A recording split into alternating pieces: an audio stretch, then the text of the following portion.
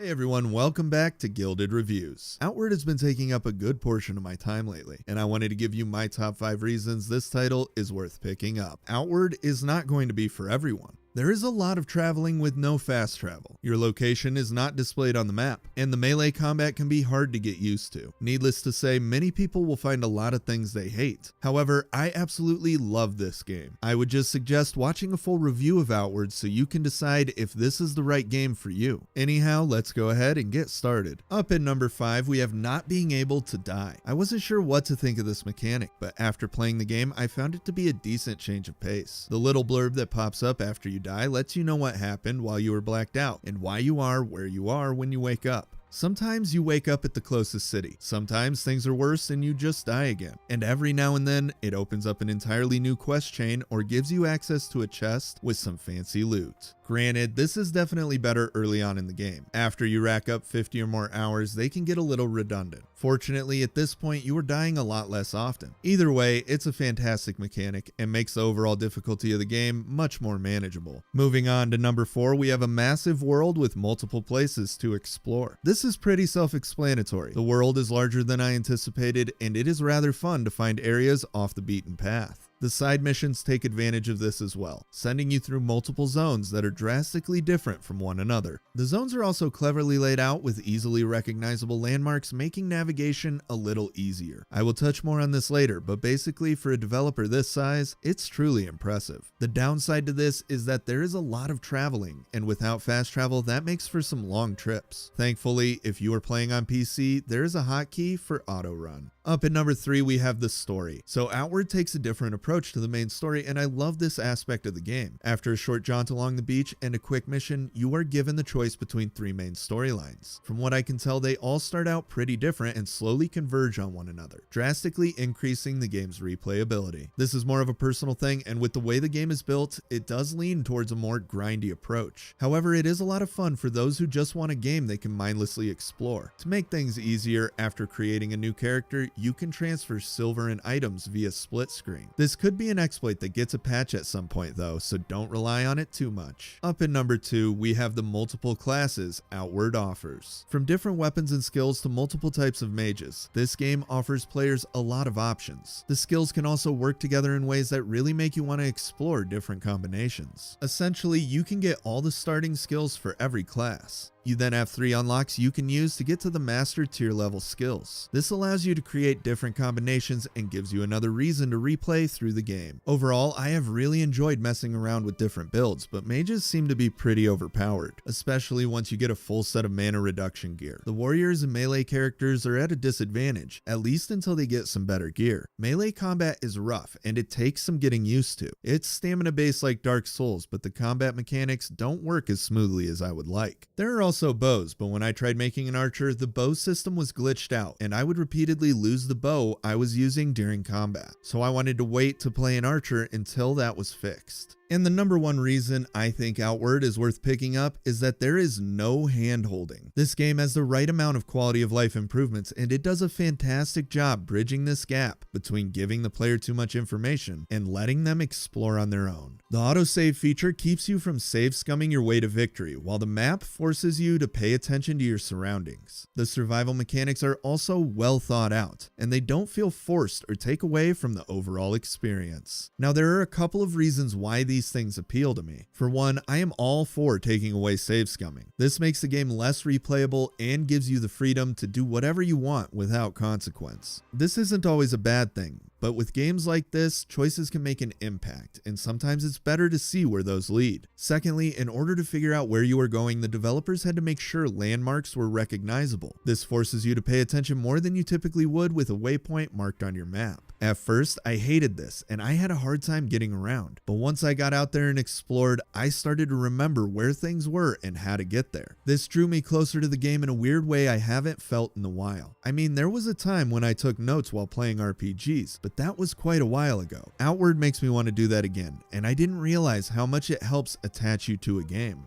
And lastly, I am typically against survival mechanics and I find them redundant. In Outward, the survival mechanics are done right. They don't nag you and you are not hungry every 15 minutes. This is a great break from what we typically see in a game with this tag, and I have found the mechanic less intrusive than I thought it would be. The crafting seems to help with this as well. The ingredients to make different types of food is easy to get your hands on. This makes gathering and creating food fairly simple. Well, that concludes my list. Overall, I think anyone who is a fan of old school RPGs should check this game out. Just do a little more research to make sure it's the right fit for you. This was a very small development team working on an extremely ambitious project, and overall they did a fantastic job. I can't wait to jump back in on a new character and check out the next story I haven't tried yet.